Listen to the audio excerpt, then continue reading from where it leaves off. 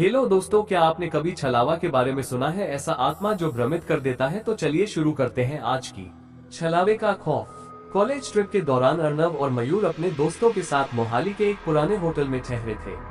अर्नव को शीतल बहुत पसंद थी और जब रात के अंधेरे में दरवाजे पर दस्तक हुई तो उसने मयूर की हंसी उड़ाते हुए दरवाजा खोल दिया।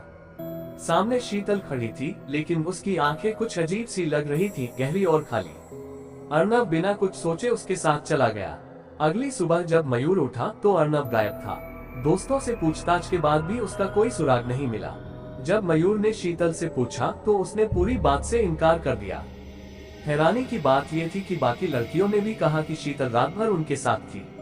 मयूर को यकीन हो गया कि कुछ गड़बड़ है। होटल के सीसीटीवी फुटेज देखने पर पता चला कि अर्नव कमरे से अकेला निकला था, लेकिन फुटेज में दिख रहा था कि वह किसी से बातें कर रहा था, जबकि वहां कोई और मौजूद नहीं था। होटल के मैनेजर ने मयूर को एक कोने में बुलाकर धीरे से कहा, छलावा उसे ले गया है।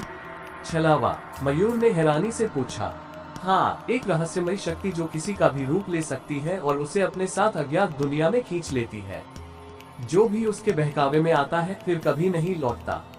मयूर को यकीन नहीं हुआ, लेकिन उसी रात उसने कुछ ऐसा देखा जिसने उसके पैरों तले जमीन खिसका दी। उसका दोस्त मयंक सीमा नाम की लड़की से बात कर रहा था, लेकिन मयूर ने देखा कि असली सीमा तो लड़कियों के ग्रुप में थी।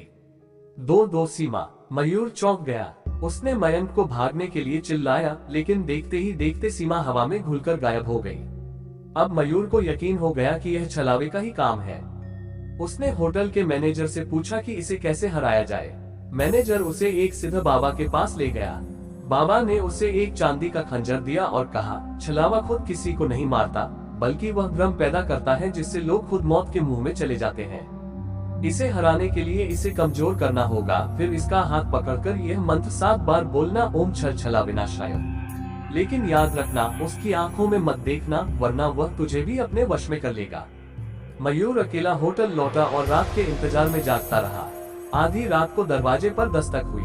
मयूर, दरवाजा खोल, मैं अर्नव। मयूर का दिल तेजी से धड़कने लगा। दरवाजा खोलते ही उसने देखा अर्नव सामने खड़ा था, सही सलामत। तू कहाँ था यार? मयूर ने पूछा। चल, तुझे एक जगह दिखानी है, अर्नव बोला और उसे होटल से बाहर ले गया। दोनों जंगल के अंदर पहुँचे, जहाँ एक चमकता हुआ तालाब था। पानी सोने की तरह चमक रहा था। जल्दी अंदर कूद, सारा सोना तेरा होगा, अर्नव ने मयूर से कहा। मयूर का दिमाग तेजी से काम कर रहा था। अगर यह असली अर्नव होता तो खुद क्यों नहीं कूदता? अचानक उसे बाबा की बात याद आई, छलावा खुद किसी को नहीं मारता, बल्कि भ्रम पैदा करता है। मयूर ने झटके से खंजर निकाला और अर्नव के सीने में घोंप दिया। एक भयानक चीख गूंजी। अर्नव की आंखें सफेद पड़ गईं, शरीर काला हो गया और वह असली स्वरूप में आ गया, एक डरावना छायामयी जीव। मयूर ने तुरंत छलावे का हाथ पकड़कर मंत्र पढ़ा, ओम छल छला विनाशाय, ओम छल छला विनाशाय। छलावा तड़पने लगा, उसकी शक्लें बदलने लगी, कभी शीतल, कभी मयंक, कभी खुद मयूर। लेकिन मयूर ने उसकी आंखों में नहीं देखा और मंत्र दोहराता रहा। 7वीं बार मंत्र पूरा होते ही छलावा चीखते हुए धुएं में बदल गया और गायब हो गया। लेकिन जैसे ही छलावा मिटा, जंगल का जादू भी खत्म हो गया। सामने अब कोई झील नहीं थी, बल्कि एक गहरी खाई थी, और उस खाई में मयूर को अर्नव की लाइफलेस बॉडी दिखी। छलावे का अंत तो हो गया, लेकिन अर्नव को बचाया नहीं जा सका।